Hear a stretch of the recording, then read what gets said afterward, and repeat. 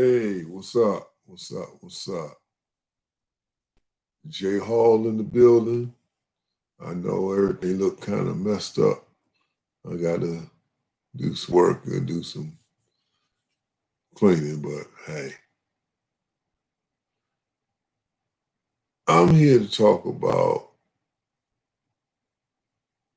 us as black folks. I can do that because I feel qualified to talk about us and black folk. It's amazing how if one of us has a difference of opinion with one another, how it just spirals into this big to do about everything. I know we've talked about, and I've heard several people talk about the Professor Griff and Nick Cannon interview where, the things that happened to Nick, but I'm going to go in as well. It all spurned from the things that Nick said about, the Jews and whatever. And it's a sad thing because when you know the history of Judaism and when Israel became a state in 1948, that how quickly folks who fled Europe and went into Egypt for, asylum or went in there for protection or whatever, and how just the whole thing, they just spiraled out and say, you know what? We are now the official Hebrews. When technically they weren't. I mean, Nick learned truth and he told truth. He was painted as, when most of us are when we speak on certain issues, as an anti-Semitic. And that's crazy because how can we hate our own people? Our own people, the Hebrews, who Moses, Abraham, Isaac, and Jacob, who were us anyway. How are we going to hate on our own people? And it goes to my thing is called cultural appropriation. It's how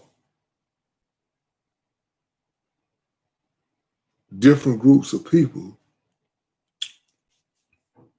appropriate another group's culture, their makeup, and everything else and make it theirs.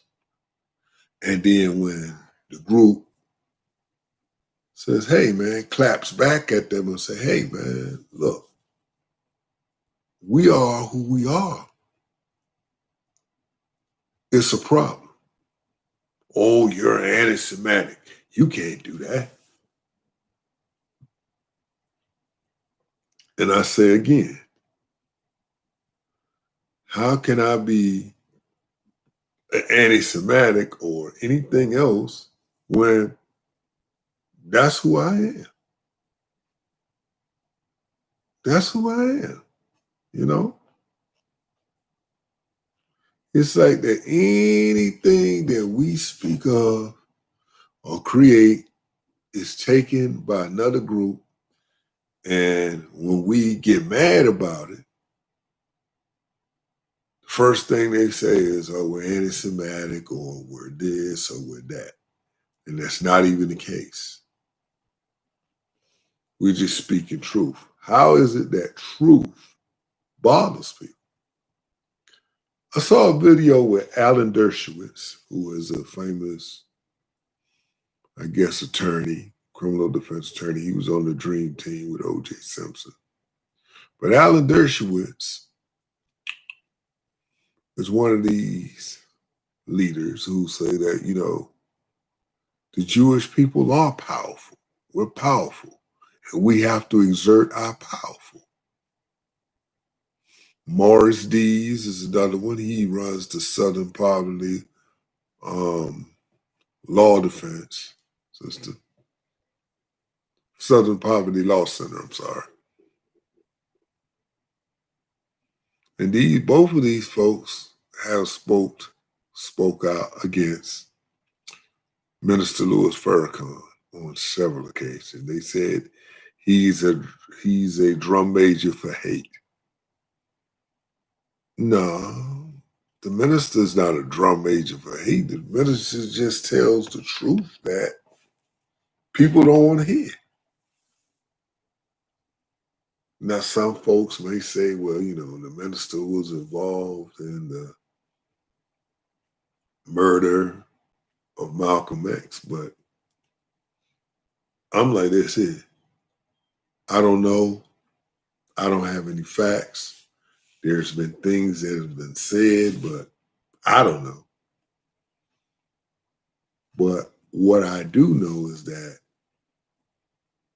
the minister is not far off on a lot of things that he talks about.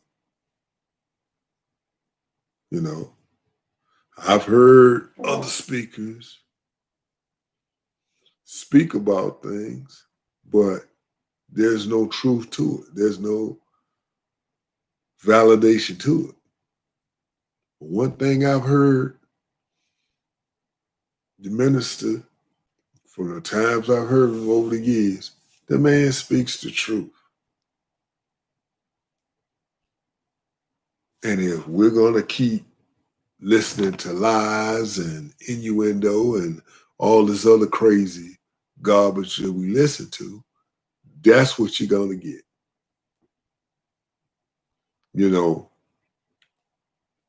It's just what it is. Professor Griff, who, pretty much is a disciple of the Honorable Minister Louis Farrakhan, kicks the same thing. Hey, man, look. And the big backlash that, pretty much led to Nick Cannon, it's just a conversation that he was having. No more than any conversations that we sit down and have with each other many times, probably on a daily basis. But it seems to me that every time we have a conversation about something deep, it always ends up in somebody getting fired from something, somebody getting removed from something. And I'm saying to my Black people, look, get your own thing, get your own platform so you don't have to worry about this. Because if people do not want to hear the truth, then what can you do? What can you do? I heard Roland Martin say this the other day. We need to get our own media platforms. We need to get our own, invest in our own. When you invest in your own, you don't have to worry about what you say or however. It's yours. And don't allow other people to come in and alter your platform to make it palatable for the masses. If that's what your truth is, that's what your truth is. I mean, basically, I was going to say, wake up and speak your truths. I'm not going to go into races or anything like that, but speak your truth. Your truth may not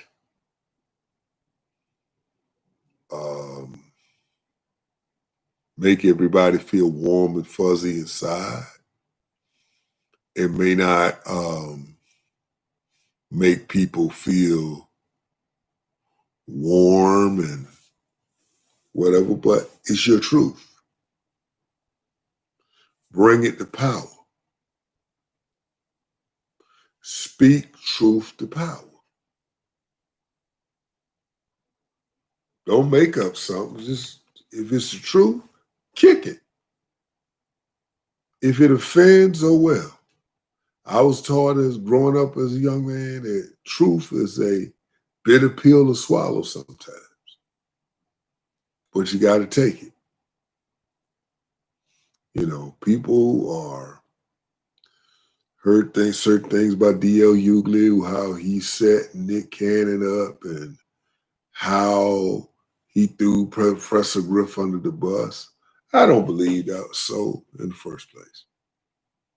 And everybody is giving validation to Vlad TV. I've watched Vlad's interviews, and I watched how Vlad has tried to goad people on to say certain things that, and I watched several say, hey man, look, that's the way I'm telling you. I'm not trying to embellish it. I'm not trying to cut it raw. That's what it is. You take it from there, you go from there. You know, if truth makes people sick, then you're just going to be a sick person. But I believe if you speak truth to power, things change. If you speak truth in your relationship's going to change. If you speak truth with your employer at your job, things will change. The truth is what it is. The truth will set you free. It's not mean to cage up anybody. It's not mean to demean anybody. But it is what it is. And folks need to learn to speak the truth. Just speak the truth. No matter what. Talk at you later.